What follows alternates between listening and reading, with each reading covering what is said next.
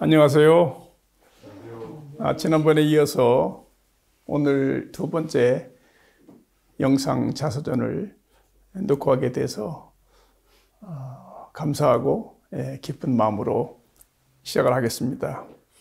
오늘은 특히 젊은 우리 카프 멤버들이 참석을 해서 더 뜻깊을 거라고 생각을 합니다.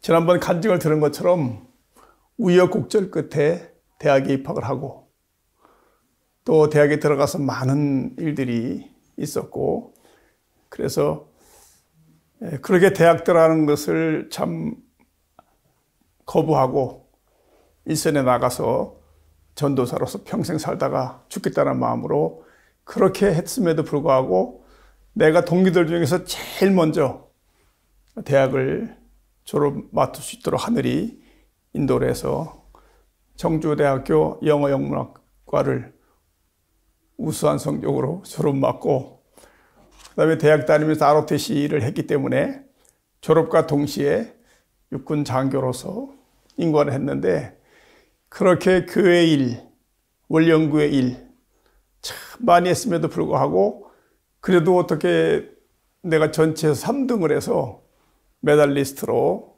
임관을 해서 이제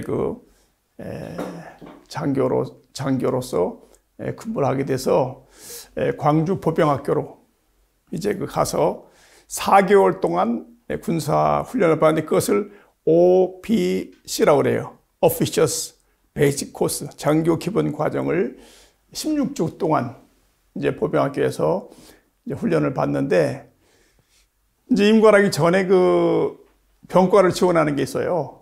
나는 뭐 보병을 가느냐. 근데 나는 1지망, 2지망, 3지망이 있는데 1지망도 보병, 2지망도 보병, 3지망도 보병. 보병을 지망했는데 그 이유는 나는 보병으로서, 소대장으로서 전방에서 근무하고 싶은 그 마음인데, 만약에 내가 다른 병과를 지원했다면은 내가 메달리스트이기 때문에 경우에 따라서는 좀 편한 병과에 갈 수도 있었지만은 나는 1, 2, 3지망을 다 보병을 지망을 해서 소대장으로서 군대 생활을 하기를 원해서 그렇게 이제 해서 보병학교에 들어갔는데, 참 뭐 물론 보병학교 16주 동안의 훈련이 힘들죠. 그런데 나는 힘들지 않았어요. 왜냐하면 너무 교회에서 고생을 많이 했기 때문에 교회에 비한다면 군대 생활은 그렇게 힘든 생활은 아니었고, 물론 이제 16주 동안은 유격훈련, 공수훈련을 포함해서 모든 훈련을 하기 때문에 어려운 과정이었지만 그렇게 이제 어렵게 생각이 안 들었고, 특히 나는 그 당시 너무 건강했기 때문에 뭐 군사훈련에 대해서는 그렇게 이제 힘들지 않게 잘 훈련을 받고, 그래서 이제 16주 동안에 이제 군사훈련을 마치고 이제 내가 이제 1사단 11년대로 이제 배치를 받았어요. 근데 1사단은 어디냐면은 이제 문산 쪽인데, 이제 임진강을 중심으로 해서 우리 이제 부대가 배치되어 있고, 전방을 할 때는 자유다리를 건너서 그 안에서 이제 근무를 하는 그런 지역에 배치를 받았는데, 1사단은 뭐 여러분들 비둘기고지의 십룡사라고 알죠? 근데 6.25 때 이제 6탄 그때 그 소대장이 내 전임 소대장이에요. 그 부대에 이제 배치를 받아서 근무를 했는데, 소대장으로 가서 40명의 소대원을 거느리고 소대장을 하니까 얼마나 기분이 좋은지 몰라요. 왜냐하면 학사장 할 때 학생들 뭐 몇십 명이 말도 안 듣고 얼마나 주장이 강한데, 군대에서는 내가 소대장 하니까 내 말 한마디에 뭐 하라면 하는 그런 40여 명의 소대원을 데리고 군대 생활을 하니까 얼마나 재미있고 뭐 그런지 몰랐어요. 처음에는 이제 전방에 들어간 게 아니고, 처음에는 이제 선율이라고, 지금 뭐 이제 문산 선유리 쪽에 대대가 있어서 그 대대에서 한 6개월인가 근무를 하다가 우리 대대가 이제 그 GOP 부대라고 하는데 GOP는 General Outpost하고 일반 전투 부대를 말해요. 그 GOP 부대는 이제 그 철책선을 근무하는 그 부대예요. 그래서 이제 처음에는 이제 그 선유리 근처 문산 쪽에서 근무를 하다가 그 다음에 부대가 이제 그 교체해서 우리 부대는 이제 자유다리를 건너서 그 일본 도로 서울에서 이제 그 북한을 갈 때 그 도로가 일본 도로예요. 그래서 이제 그 일본 도로고 자유다리를 건너서 그 백학산 도로산이 있는데 그 근처에서 소대장 생활을 하는 그런 일이 있었는데 그때 어떤 일이 있었냐면은 이제 부대가 전방으로 들어가면은 소대원 중에서 사고를 쳤다든지 또 감방 갔다 온 사람, 이런 사람들은 이제 그 안에 못 들어갑니다. 왜냐면 이제 북한으로 올라갈 수도 있기 때문에. 그때 난 소대장으로서 이제 그 소대원 중에서 본인은 나를 따라서 전방 가고 싶어 하지만 갈 수 없는 사람들이 막 울고 불면 소대장님 데려가 달라고 하는 그런 경우가 있어요. 그래 그때 내가 그 사람들 하나하나를 다 상담을 하고 그 사람들이 배치받는 그 부대에 소대장에게 다 편지를 써서 우리 소대에 있는 사람인데 문제 사병으로 분류가 돼서 전방에는 못 들어가지만 내가 경험해 온 바에 의하면은 문제가 많이 있는 사람이 아니다. 그걸 잘 그 부탁하는 편지를 써서 보내줬어요. 그러니까 여러분들이 볼 때는 가는 사람 왜 그러냐? 두 번 다시 만날 수 없을 텐데. 그것을 누가 보냐면 현재 남아있는 사람들이 보는 거예요. 우리 소대장님은 가는 사람까지 다 일일이 신경 써서 그 환송에다 해가지고 이제 그래서 가는 사람에게도 참 잘해줬다 하는 거고, 내가 소대장 할 때 추석 때에 집에 가서 떡을 해가지고 왔어요. 모든 소대원들을 위해서. 그때 소대원들도 보통 이제 군인들이 휴가 가면은 올 때에 떡을 해오잖아요. 특히 이제 그 처음에 부대에 와서 처음에 이제 첫 휴가를 간 사람들은 보통 떡을 해갖고 와서 소대원들에게 나눠주는데, 난 소대장 할 때 내가 떡을 해가지고 들어갔더니 사람들이 소대장이 떡 해온 건 처음 봤다고. 예? 그래서 이제 그런 면에서 이제 그 소대원들 간에 그런 일이 있었고, 그래서 전방에 들어가는데 전방에 들어가서는 이제 어떤 일을 했느냐면은 그 당시에 이제 그 미군들이 이제 그 철조망을 칠 때에 원래는 건너편 산에 7분 능선에다 치야 되는데 이쪽이 편하게 우쪽 산에다가 그 철조망을 친 거예요. 그럼 경계가 안 될 거 아니에요. 그래서 우리가 그 미사단 지역을 인수받으면서 그 철책선을 산 너머에다가 옮기는 그 작업을 이제 할 때에 그것이 우리의 메인 일이었어요. 근데 이제 그래서 이제 그 철책선을 뜯으면은 밤에는 거기를 우리가 경계를 해야 돼요. 철책이 없으니까. 낮에는 그것을 갖다가 하나씩 옮기는 그런 작업을 하는데, 그 작업을 하는데 어떤 일이 벌어지냐면은 나는 1소대장인데 2소대장이 있어요. 근데 연대에서 연대장이 모은다고 그래서 막 그 작업 상황을 보고하고 준비하는 과정에서 이제 하는데, 원래는 그 지역이 내 지역이 아닌데 나더러 그 지역에서 연대장을 맞이할 준비를 하라고 하고 우리 작업하는 지역을 이소대에게 맡겼는데, 그 이소대장이 그 지뢰를 밟았어요. F-16 지뢰를. 그 뭐냐면은 이것은 유엔에서도 허락된 발목 지뢰라고 그래요. 그걸 밟으면 발목만 나가게 해요. 같이 근무하는데 바로 옆에서 이 소대장이 그 발목 지뢰를 밟아서 발목이 이제 잘려 나가서, 내가 그 소대장을 갖다가 이제 그 의무병들도 당황해서 어떻게 할지 몰라요. 내가 진두지휘에서는 의무병한테 그걸 묶어가지고 지혈을 시킨 다음에 발을 이제 묶어서 내가 업고 내려와서 이제 이제 수액중대장차를 태워서 후송하는 그런 일이 벌어졌어요. 그때 그 상황 생각하면 기가 막혀요. 같이 근무하던 장교가 동료 장교, 한양대학교 나온 사람이에요. 장교인데 발목이 날아가서, 발목이 다 날아간 거예요. 날아가서 그 친구를 내가 업고, 딱 업었는데 한 발자국도 못 움직이게 해서, 왜냐면 업긴 업었는데 어디가 지뢰가 있는지 이 정도로 하여간 공포 때문에 그럼에도 불구하고 업고 내려와서 그 친구를 이제 그 친구를 데리고 그 배고파중대인가 어디까지 하여간 정신없는데 와서 인계해 준 다음에 들어오는데, 들어오면서 이제 그 다시 자유다리를 건너서 부대로 복귀하는데 생각이 얼마나 그 마음이 어려운지 몰라요. 그러고 어떤 면에서 볼 때는 그 다리 다쳐서 후송한 사람이 부럽기도 해요.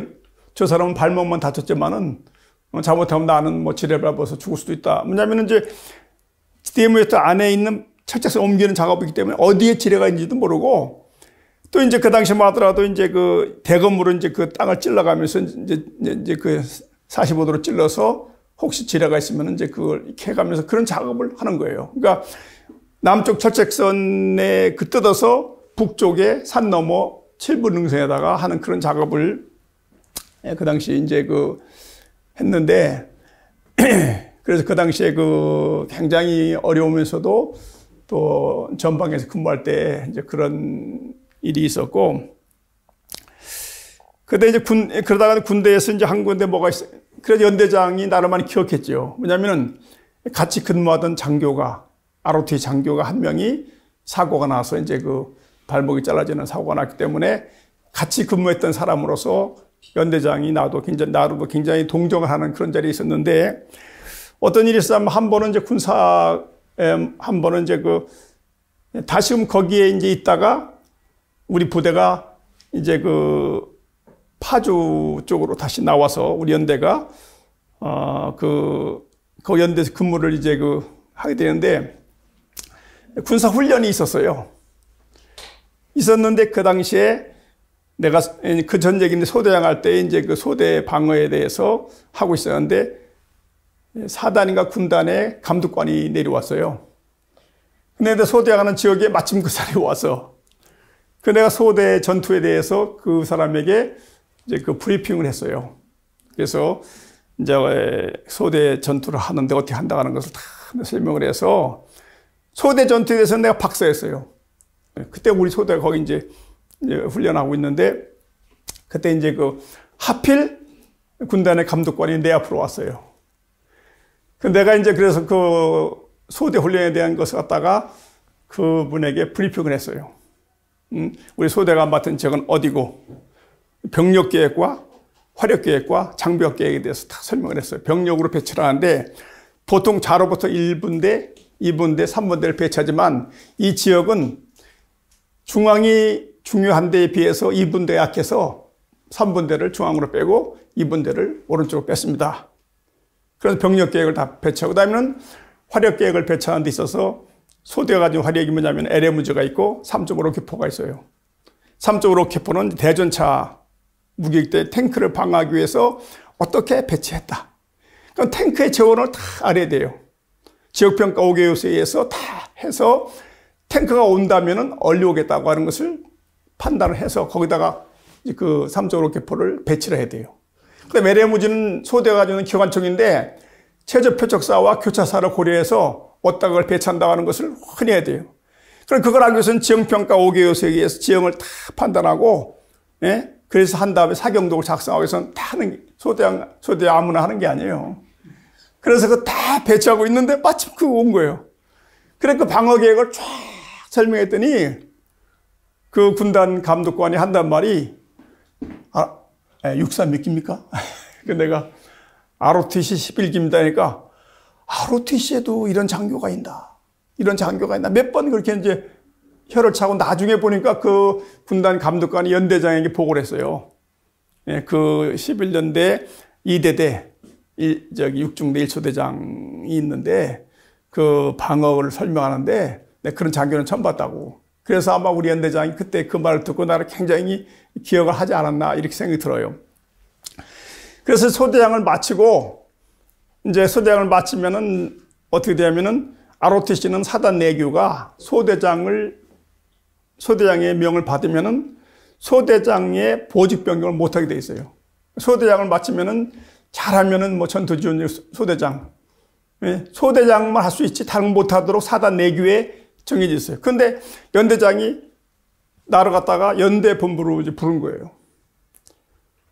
왜냐하면 군대라는 것은 교육을 하면은 교육을 받은 다음에 이제 그 일선 지휘관을 한 다음에 참모를 한 다음에 교육을 받고 이걸 돌아가면서 하게 돼 있어요. 그러니까 소대장 마치게 되면은 반드시 대대나 연대에서 참모를 해야 돼요. 참모한 다음에 다시금 이제 그 OAC, Officers Advanced Course로 해서 고군반을 나와야만이 대위를 달고 중대장을 나갈 수 있는 거예요. 그러니까 우리는 소대장만 마치니까 소대장만 하고 나가면 되는데 육사나 삼사나 오사람들은 소대장을 마치게 되면 반드시 대대나 연대에서 참모를 해야 되니 그 자리가 많지 않아요. 어떤 소대장들은 소대장 마쳤는데도 이제 새로운 임지를 못 받아서 못 가게 되면은 소대장 임기 1년이면 1년 플러스 마이너스 15일 이내에 임지 변동을 받아야 돼요. 너무 잘하는 사람은 또 연대에 안 놔줘가지고서 소대장을 오래 하면 고가 점수에 마이너스가 나게 돼 있어요. 살아가는 부하라면은 딱 맞게끔 보내줘야 돼요. 특히 연대 인사장교라고 하는 것은 연대에서 핵심적인 자리이기 때문에 그 서로 이제 그 육사라든지 그 노리는 자리인데 연대장이 나를 이제 연대장교 되는데 일사단에서 최초로 ROT 장교가 연대에 정식으로 이제 보좌관으로 가는 일이 최초로 생겼어요. 나 때문에. 연대장이 나를 연대 11년대 본부로 부르니까 사단의 보임 장교가 전화 걸어서 연대장님, 왜 사단 내규를 어기면서까지 사소위를 드려야 됩니까? 그 당시 소위로 왔다가 진급했거든요. 그 연대장이 설명하다가 뭐라고 그러니까, 야, 이 새끼야, 육군 대령이 육군 소위 하나 데려오는데 네가 무슨 잔말이 많아? 뭐냐면 이제 사단의 보임 장교는 정대위인데 대위란 말이에요. 그렇게 하면서까지 연대장이 나를 이제 연대 인사장교로 이제 오게 됐어요. 오게 되니까 우리 이제 연대에 있는 모든 ROT 장교 동료들은 저 새끼 말이야 장기 복무했다. 왜냐면 장기 복무하지 않고서는 ROT 장교가 연대 인사장교로 간다고 하는 것은 불가능하기 때문에 너 제대할 때 보자. 제대 하나 못하나. 나는 아니다. 믿질 않는 거예요. 친구들이 제대할 때 보자. 제대 하나 못하나. 이런 일이 이제 만약에 장기 복무를 한다면 갈 수도 있어요. ROT 장교들을 장기 복무시키기 위해서 보안대로 빼준다든지 아니면 뭐 좋은 보직으로 이제 빼준 수가 있기 때문에 연대 인사장교 정도면 아마 장기 복무를 했을 거라고 생각을, 그럼에도 불구하고 나는 연대장의 특별 배려에 의해서 보병 11년대 인사장교로 이제 가게 되는데, 모든 연대 인사장교 하면은 그 군대에서는 가장 고난이 센 그런 자리를 맡게 돼서 하게 됐는데, 여하튼 간에 나는 평생을 통해서 군대 생활이 유일하게 사회생활이에요. 나는 우리 교회 뜻을 아는 사람들이 사회가 출세 못한다고 이해를 못해요. 2년 동안 군대 하면서 일사단에서 전체 ROTC 총 대표가 됐어요, 내가요. 예? 그러니까 모든 일사단의 ROTC 장교들 그렇게 하면 일사단 하면 11연대, 12연대, 15연대 포사가 있는데 4개의 연대급 부대 중에서 전체 ROTC 대표가 내가 돼서 이제 그 모든 것을 하고, 우리 후배들이 왔을 때에 전체 일사단에 온 후배들 갖다 내가 다 열중해서 차렷해서 사단장 신고할 때 내가 사단장 신고시킨 사람이고, 그래서 군대에 있을 때는 1등 장교였어요, 정말로. 예? 그 모든 군대 시험이면 시험 장교 측정이라든지 무슨 이런 거에 대해서 항상, 그래서 나는 내가 사회생활은 군대에서 뿐이지만 그동안 교회에서 배운 내용을 가지고 군대에 가서 실천하니까 군대에서는 내가 1등 장교로서 정말로 그 모든 사람, 내 동기들 맨날 그냥 박박힐 때 나는 오토바이 타고 다니면서 이제 그 측정 다니고 이렇게 해서 하는 일이 생겼어요. 그러다가 이제 제대하게 됐는데, 제대할 때에 그 사단장 상을 받게 되는데, 11연대, 12연대, 15연대 포사에서 4명의 대표가 사단장 상을 받는데 그 당시 사단장이 김봉수 소장이었는데 그 다음이 전두환이었어요. 전두환이가 내가 제대할 당시에 사단장 그 다음에 후임으로 온 사람이 전두환이었어요. 그런데 사단장 상을 줄 때 보통 연대에서 한 명씩 주는데 나는 연대 근무중대란 말이에요. 전방 부대가 아니고. 한 번도 근무중대나 본부중대에서 상을 받은 적이 없기 때문에 소총소대에서 고생하는 사람 중에서 사단장 상을 받게 돼 있어요. 통상. 그리고 우리 인사주임이 나를 빼고 이제 11연대 중에서 1대대, 2대대, 3대대 중에서 한 대대 한 명씩 3명을 연대장이 올려서 그 중에 한 명을 연대장이 사단장상을 상신하도록 되어 있는데 연대장이 이렇게 보더니 근데 왜 사중위는 없어? 후보에. 그 연대 이제 그 인사주임이 소령인데 연대장님 지금까지 근무중대에서 사단장상을 탄 사람은 없습니다. 그러니까 연대장이 이 사람 무슨 소리 하는 거야? 사중위도 올리라고. 다시금 나를 포함해서 4명을 올렸어요. 올렸는데 연대장이 나를 사단장상 후보로 상실을 한 거예요. 그러니까 근무중대에 근무해가지고 동기들이 소대장 하는 사람들이 저 새끼는 맨날 편하게 오토바이 타고 왔다 갔다 했다고 그랬는데 제대할 때 내가 11년대 대표로 사단장상을 김봉수 사단장상을 타게 돼 있기 때문에 좀 말이 많았죠. 그러니까 자기들이 볼 때는 장기 복무해서 제대도 못할 줄 알았는데 제대 못하기는커녕 사단장상을 받으면서 이제 하는데 사단장상을 받는데 11, 12, 15 포사인데 11연대가 선임연대예요. 그러니까 내가 전체를 또 대표해서 사단장상을 받은 거예요. 사단상을 받는데 연대장이 그러더라고요. 사중이 사단장상 받고 저녁식 한 다음에 연대 왔다가 그래서 다시 연대 11연대 본부 이제 그 준회에 갔더니 연대장이 밥상을 탁 차려놨더라고요. 그래서 이제 밥을 대접하면서 근데 또 대대에서 한 명씩 연대장상을 받게 돼 있어. 근데 나는 사단장상을 받으니까 이제 그 연대장상을 못 받잖아요. 그러니까 연대장이 몰래 연대장상을 하나 만들어 놓은 거예요, 또. 그래서 이제 둘이 밥을 먹는데 갑자기 벌떡 일어나더니 상장을 딱 꺼내더니 연대장상 사관계에서 그걸 주면서 그래도 내 상 하나 받고 가야지. 그러면서 이제 그 개인적으로 연대장상을 받고 연대장하고 둘이 이제 그 식사를 하고 하는데 연대장님이 하는 말이 야, 사주인 같은 사람이 장기 복무를 해야 되는데 우리 군대에 사주인 같은 사람이 있어야 되는데 참 아쉽다고.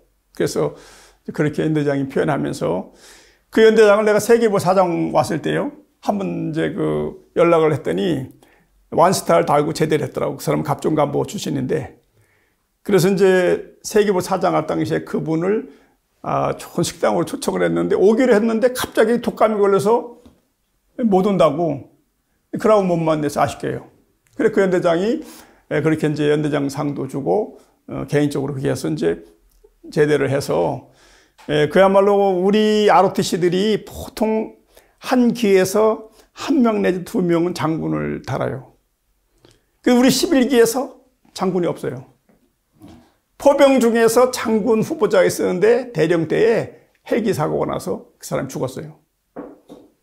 그래서 만약에 내가 장기 복무를 했다면 내가 관운이 있다는 말은 뭐냐면 아무리 내가 잘해도 밑에 사람들이 사고를 친다든지 우리 뭐 밑에 있는 부하가 월북한다든지 또 어떤 일이 벌어지면 안 되기 때문에 만약에 내가 관운이 있다면은 ROT 11기에서 장군을 달았지 않았겠는가.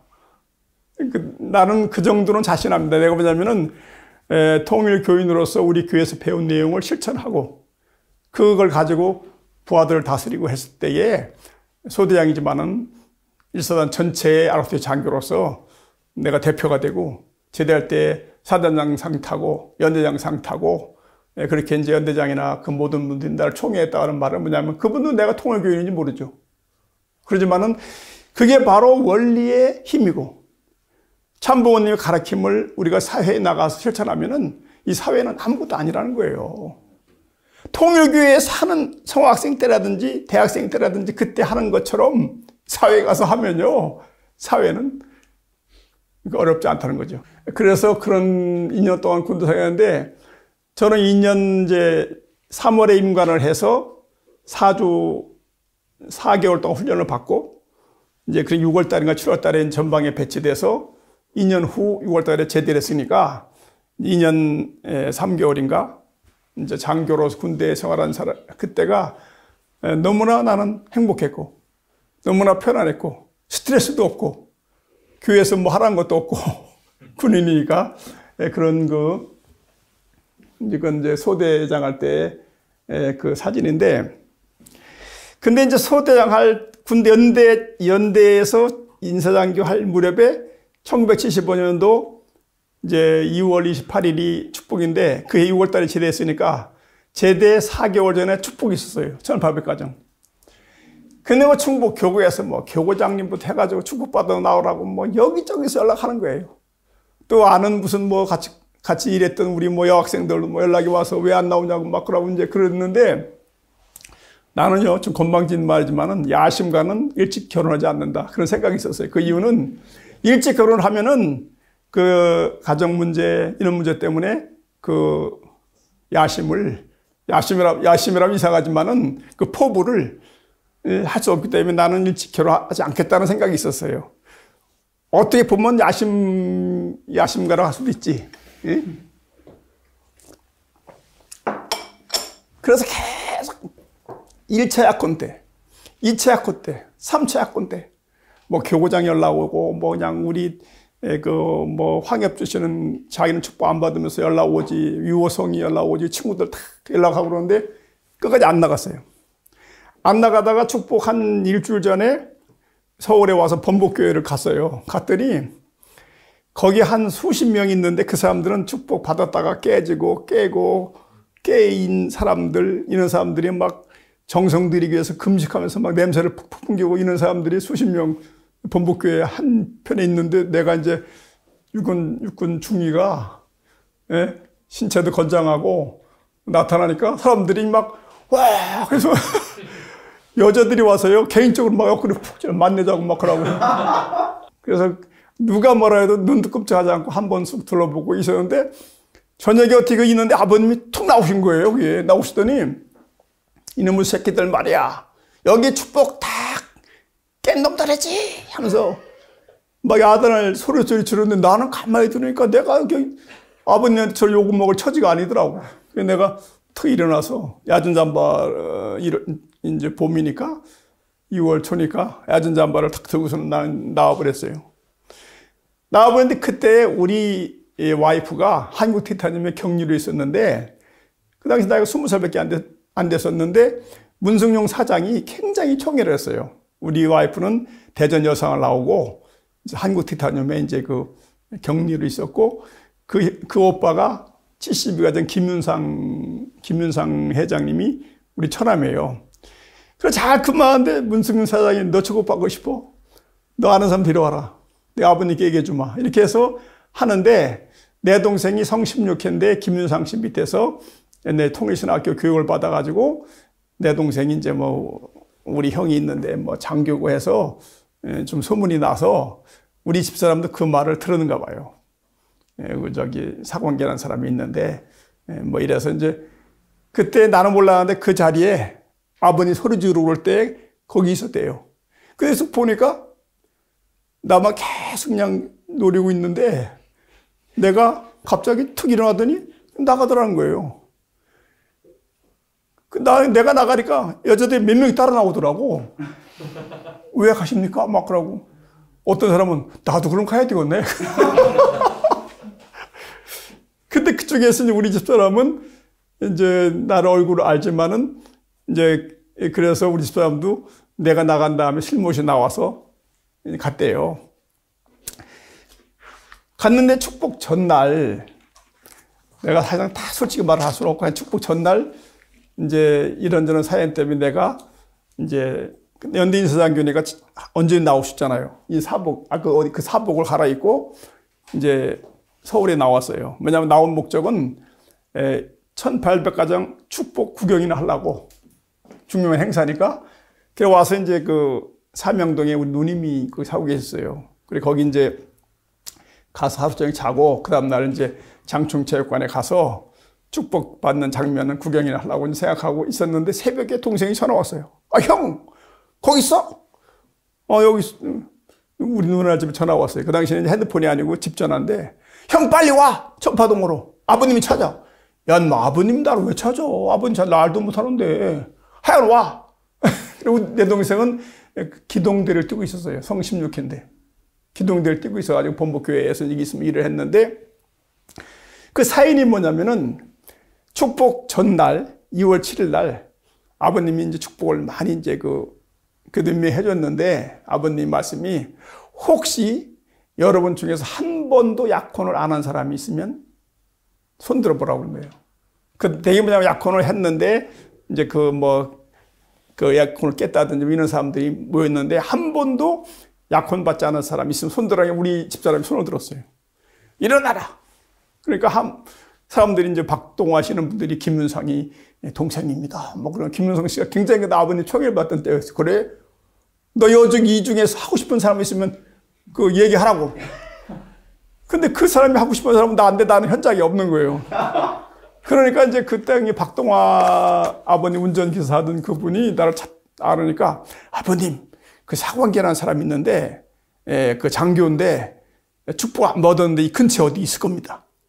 그러니까 그러고 막 그런 일을 하고 있는데 내 동생이 그쪽으로 이렇게 걸어 들어왔어요. 이게 본부교회로. 그러니까 저기 동생이 있는데 그래. 아버님이 너 일로 와봐. 그래가지고 우리 동생하고 우리 집사람하고 둘이 세워놓고 이렇게 보더니 동생하고 비슷하게 생겼으면은 맞긴 맞는데 그러면서 너 빨리 가서 형 픽고 와. 이렇게 된 거예요, 아버님이. 그래, 아버님이 이제 내 동생이 이제 여기저기 뭐 수소문 했는데 혹시라도 우리 형이 축복을 구경하기 위해서 서울에 있으면 누님 집이 있을 거다. 이래서 누님 집에 전화를 해서 이제 그 새벽에 전화를 받고 내가 그도 어떻게 아버님 찾아다니까. 그래서 이제 택시를 타고 이제 그 군대에 있을 때 이 사복을 갖고 입고 나왔으니까 이제 사복을 입고 나와서 청파동에 갔더니 들어가니까 아버님이 이놈이야! 그때까지 얘기하고 있었는데 아버님 했더니 일어나 보라고! 그랬더니 우리 집사람을 버뜩 일어나더니 둘이 한번 만나보라고. 그래서 나는 근데 이렇게 보니까 우리 마누라가 마음에 안 들어. 탁 보는데도 아이 곤란할 것 같다면서. 그래 아버님 좀 잘 좀 보시고 잘 좀 보시고 잘 보긴 뭐 잘 봐. 잘 맞는다고. 내가 참 꿈도 많은 사람이고 나는 축복에 대한 꿈이 많이 있었는데 첫째는 나는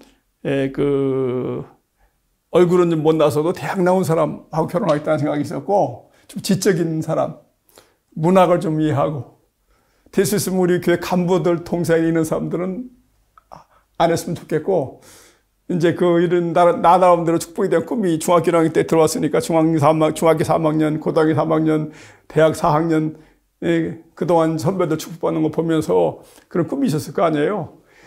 근데 딱 아버님이 하라고 그러는데 나는 도저히 나하고는 안 맞을 것 같은데 그때 생각했어요.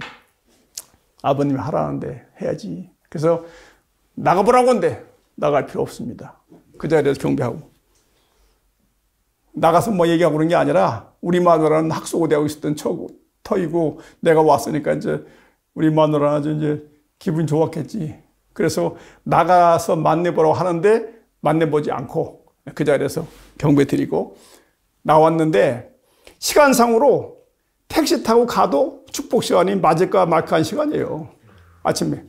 그래서 이제 우리 마누라 갑시다. 자세한 얘기도 못하고. 그래 가다가 장갑이 있어야 되는데 택시 기사들 그 장갑 있잖아요. 그거 사서 끼고 그러고 이 장갑이 그 장갑이야. 택시 기사들이 이제 장갑 끼고 장충체육관에 이제 갔더니 다 줄을 서 있는데 헐레벌떡 가서 겨우겨우 왔는데 축복자 신청서에도 없지 명단에도 없지. 그래서 축복을 받고 그때 이 당시 이 사전에 받고 그 다음날 바로 그 당시 무슨 뭐 국민투표가 있어서 내가 11년대 총 대표에서 사단에 파견돼서 그거 하는 사람이기 때문에 바로 이제 그 다음 날인가 이제 그 군에 들어왔는데 내 생각에 내가 정말 축복을 받았나? 이 꿈 같은 얘기인가? 무슨 얘기인가? 그러니까 약혼 된 다음에 성주식 그냥 또 후닥닥 하는 게 있더라고. 밑에 가니까 성주식 마시고 그냥 후닥닥 해가지고 택시 타고 장청장까지 가는데도 시간이 바쁠 정도로 가니까 정신없이 축복을 받고, 그리 1800쌍 중에서 마지막 1800쌍 중에서 맨 마지막에 약혼된 사람이 납니다. 근데 결론이 하늘은 나를 놔두지 않는구나. 내 마음대로 살도록 하는 것이 아니라 하나님은 나를 놔주지 않는구나. 그러니까 준비하지 못했지만은 결국 나를 1800가정의 대원, 1800가정의 일원으로 참가시키는 하나님의 뜻이 있었구나. 지난 얘기지만은 그렇게 대학을 안 가려고 해도 나를 대학 보내서 결국 원리연구 활동을 시키려고 나를 대학 보낸 게 아닌가. 그러니까 내가 대학 안 가려고 별짓을 다 하고 고등학교 3학년 때 65일을 학교를 빠졌다고. 내가 정조고등학교 나온 사람 중에서 역사상 가장 많이 빠지고 졸업받던 사람이 나예요. 그렇게 했는데도 대학을 가도록 만들어가지고 대학을 졸업받고 또 1800가정 축복도 안 받으려고 그렇게 내가 도망갔는데도 결국은 그런 역사를 통해서 축복을 받고 그런 상태에서 제대를 했는데, 제대하기 전에 김봉태 회장을 만났어. 서울에서. 만났더니 나더러, 야 광기야, 너 군대 갔다 오면 뭐 할 거야? 너 군대 갔다 오면 서울에 학사에 학사장 하지? 네 알겠습니다. 이 구두로 약속을 했단 말이야. 그 제대하자마자 청주에 있는데 연락이 온 거야. 김봉태, 너 왜 안 올라오냐고. 빨리 올라오라고. 근데 그 당시에 제가 이제 청주에서 이제 군대 갔다 왔는데, 정말로, 그, 가정 형편이 너무 어려웠어요. 그래서 이제 우리가 집이 하나 있었는데 그 집이 넘어가서 그 집에서 우리 어머니가 세를 살고 계시고, 아버지는 이제 건강이 나쁘셔서 참 폐결핵 때문에 고생을 하시고, 내 동생은 이제 기동대에 뛰느라고 일하고 돌아다니고, 우리 누님은 결혼도 못하고 서울에서 직장을 해서 돈을 벌어서 이제 가정을 돌보는 그런 형편이었기 때문에 우리 집에 재산이 있다면 딱 하나, 대학 나왔다고 하는 거예요. 영문과를 나왔고 영어 교사 자격증이 있기 때문에 내가 원하면은 중고등학교 영어 선생으로 갈 수 있는 기회가 있는 사람이 나 하나인데, 모든 가족이 이제 내가 어떻게 하느냐. 나는 군대에서요 제대하고 싶지 않았어요. 사실은 군대에서 말뚝 받고 싶었는데 뜻 때문에, 교회 때문에, 나는 교회만 아니면은 절대 제대하지 않고 군대에서 내가 나간다면은 내가 누구보다도 먼저 별달 수 있는 그 자신이 있기 때문에. 그런데 뜻 때문에, 교회 때문에 이제 할 수 없이 제대로 하고 나와서 그 당시 아마 청주에서 한 2주 동안인가 하는 고민을 했어요. 서울로 가느냐, 집에 있으면서 가족을 돌보면서. 그런데 박순규 교구장님이 또 뭐라고 하냐면은, 야 광기야, 박순규 교구장은요 내가 군대 갈 때 교구장이었었는데 제대할 때도 교구장이었어요. 어느 정도 하면은 교회 월정 행사표에다가 사광지 훈련 15일째 이렇게 다 써놨어요. 그럴 정도 나하고 친했어요. 그분이 등치가 이래요. 제가 대학 다닐 때 그분하고 맨날 레슬링 한다고 교구장하고 있잖아요. 그 당시에는 그랬어요. 교구장님인데 나하고 72가정인데 레슬링 한다고 막 붙으면 막 궁글면서 막 목 조르고 뭐 이렇게 그렇게 나하고 갖고 왔던 분이에요. 친자식처럼. 근데 이제 그래서 왔더니 그 교구장님이 뜻도 다 좋은데 여기에서 청주대학 원리연구회를 돌보면서 또 학교 교사도 하면서 가정도 돌보면서 그렇게 할 수도 있지 않느냐.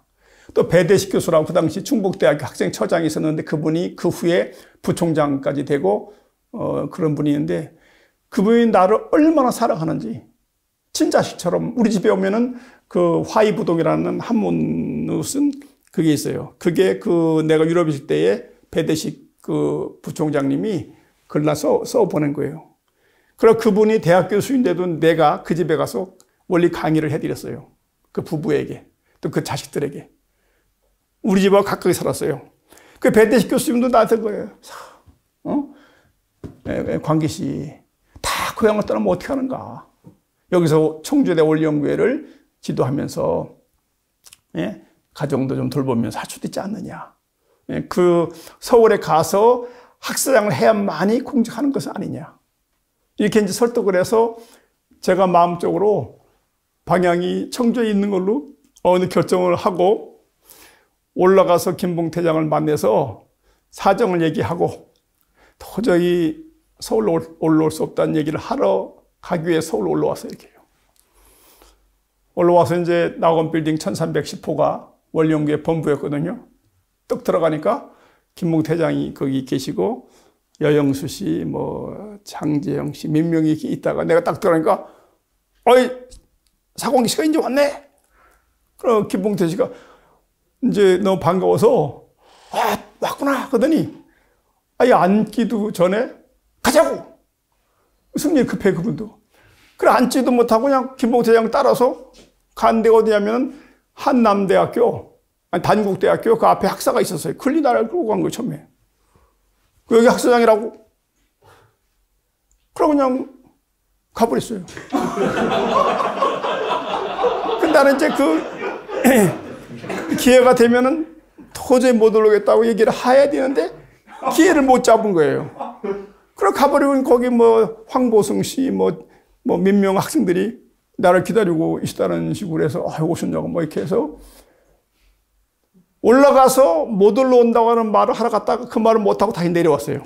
청주로. 뜻앞엔 약하죠. 청주 내려와서 다시금 고민을 며칠 더 해서 결국 서울로 가기로 결심을 해서 준비를 이렇게 하는데 그때도 갈등은 많이 있었어요. 할상은 있었는데 또 교구장 말이죠. 배대식 교수 말이죠. 고향에 청주교에 있는 뭐 이런 분들도 말이죠. 그런 입장에서 말하러 갔다가 말도 못하고 내려와서 다시금 이제 준비를 해서 이제 서울 가는 차가 속리산 고속이라고 을지로 삼가에 그것이 내릴 때예요. 그래 이제 드디어 그 당시에는 갈 때 이불 보자기에다가 이불을 싸 갖고 가야 돼요. 나 요 하나, 이불 하나, 원리 강론 중요한 거 이렇게 해서 그걸 이불 이렇게 싸서 그걸 메고 다닐 때예요. 그 당시만 하더라도. 그래 가기로 한 날 딱 아침에 이제 그 밤을 싸놓고 있는데 우리 어머니가 이제 그 마루에 이렇게 앉아 계시는 옆집 아주머니하고 얘기를 이렇게 하고 계시는데 어머니가 좀 없을 때 몰래 도망가려고 계속 기회를 보고 있는데 이제 안 나가면은 차를 놓칠 수밖에 없는 시간이 왔어요. 그 할 수 없이 이불을 탁 메고 문을 탁 여는데 우리 어머니가 탁 보더니 우리 어머니는 나한테 한마디도 취직하란 말을 못 하시는 거예요. 왜냐면 오히려 내가 이제 그 잘못하면은 더 거꾸로 나갈까 봐서 조심조심 하면서 기다리면 지가 양심이 있는 인간이면은, 나를 두고 못 가게. 그러고 있는데 탁 나오니까 탁 어머니 거기서 어머니 눈물이 픽 돌아요. 내가 고개 숙이면서 내려와서 신발 신고 나오려고 우리 어머니가 나를 한마디 말해서 그래 자비는 있냐. 우리 어머니가 훌륭한 분이에요. 다른 사람 같으면 너 이놈의 새끼 말이야 네가 드디어 가는구나 뭐 이렇게 하는데 우리 어머니는 자비는 있냐. 그 말을 해서 내가 자비는 있습니다. 그러니까 나오는데 이게 따라 나와요. 따라 나와 대문에 서서 있는데 나는 그걸 메고 이제 그 당시 택시가 어디 있어. 터미널까지 가려면은 아마 한 2km는 될지 몰라. 근데 그걸 이제 그걸 메고 가면서 돌아보니까 우리 어머니가 그 문에 서서 눈물.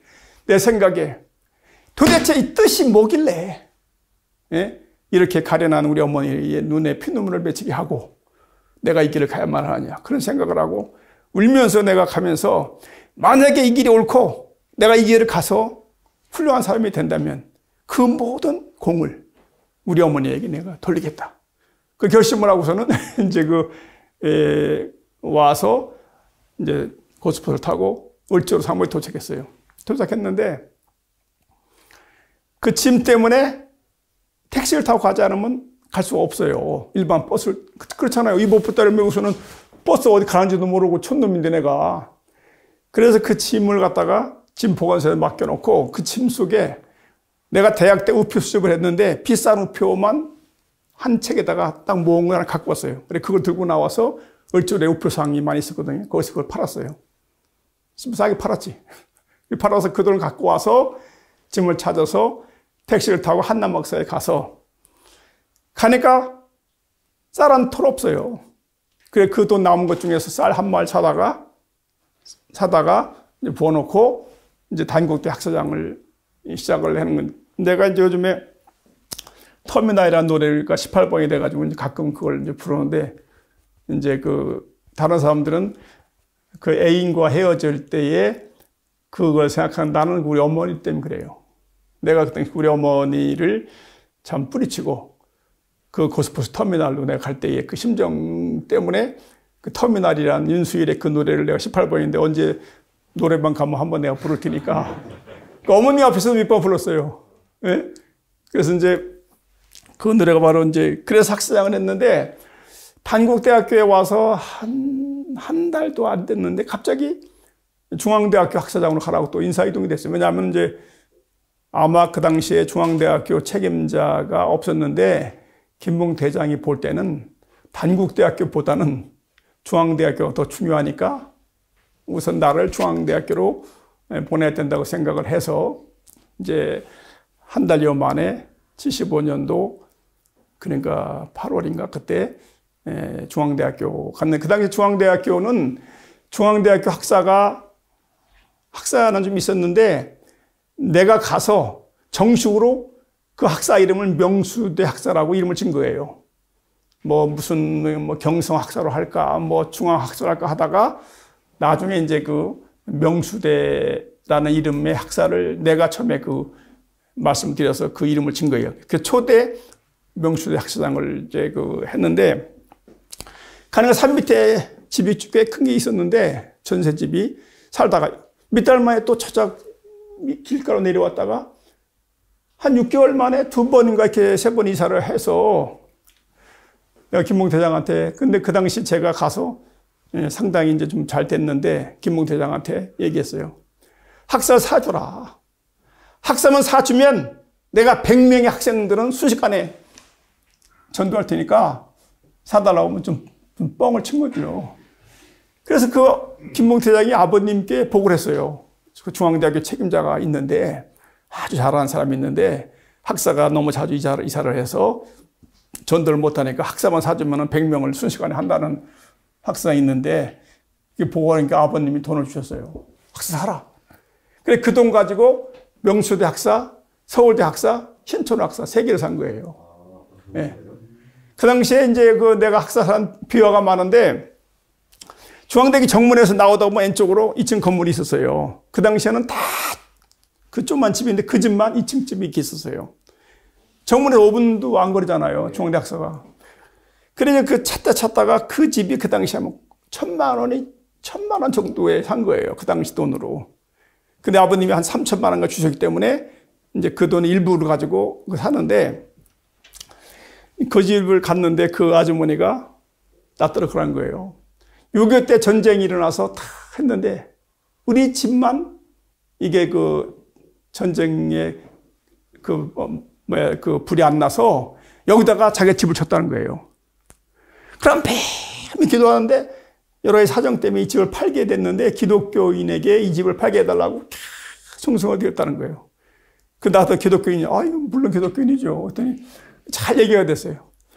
그래 그 아줌마가 얼마나 나를 좋아했는지 이제 계약하기 전에 몇 번 가서 보고 그러는데 나만 가면은 그렇게 친절하게 해주고 뭐 요즘 이런 사람이 어디 있는가 하고 이렇게 해서 이제 결과적으로 그 집을 이제 최종 계약하는데 계약하려고 딱 하는 순간 그 아주머니가 뭐라고 했냐면은 자기는 기독교인에게 이 집을 팔겠다고 그렇게 정성을 들였는데 그러나 통일교와 여호와 증인에게는 못 판다는 거예요.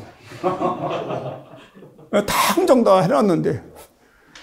나 따라 그러면서 통일교냐고 물었으면 나는 통일교회 아니라고 말 못해. 우린 거짓말 못하니까. 근데 거기는 어디야? 이렇게 묻는 거예요.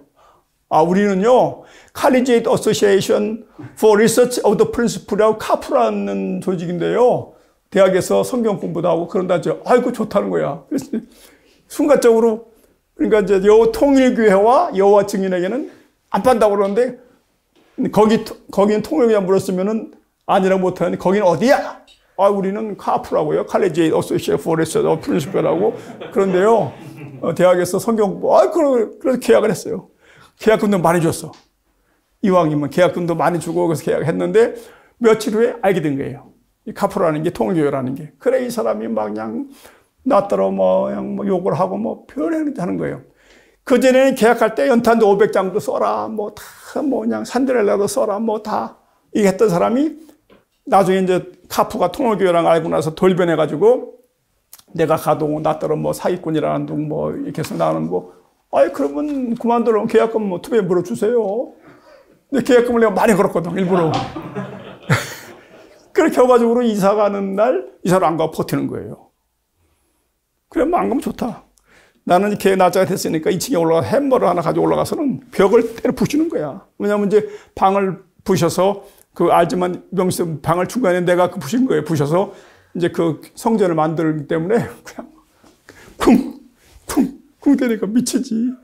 그래서 결국은 이제 아주머니가 이사를 갔는데 내가 이사 간 집까지 다 찾아가서 또 해서 이사 가기 전에 연탄 같은 것도 다시 나부터 쓰라고 다 주고 이렇게 해서 이제 명수대학사를 그 당시에 했는데 그 당시에는 아마 서울에서 가장 좋은 학사였어요. 그 당시에는. 그래 그 당시에 그런 이제 있었고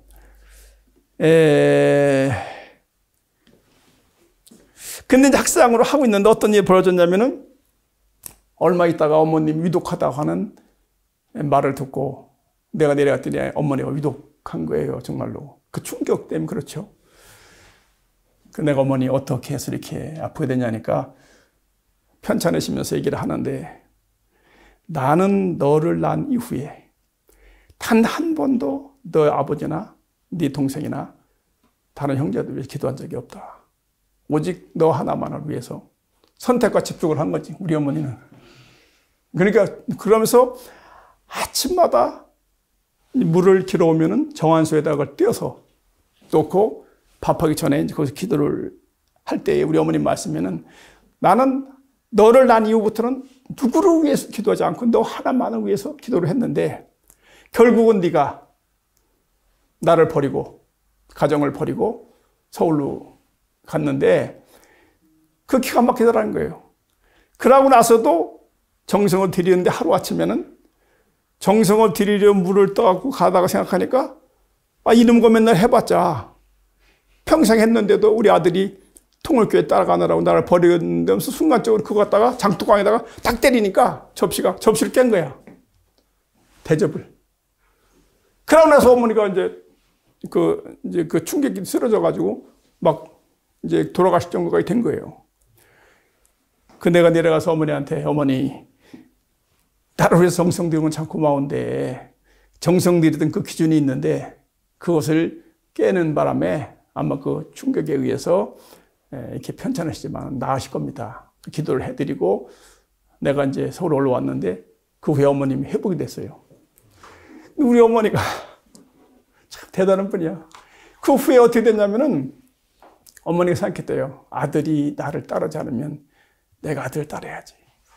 그래가지고 하루나 일요일 날 갑자기 어머니가 옷을 갈아입고 사직동에 있는 우리 정주교회를 찾아간 거예요. 혼자 전도한 사람이 없어요.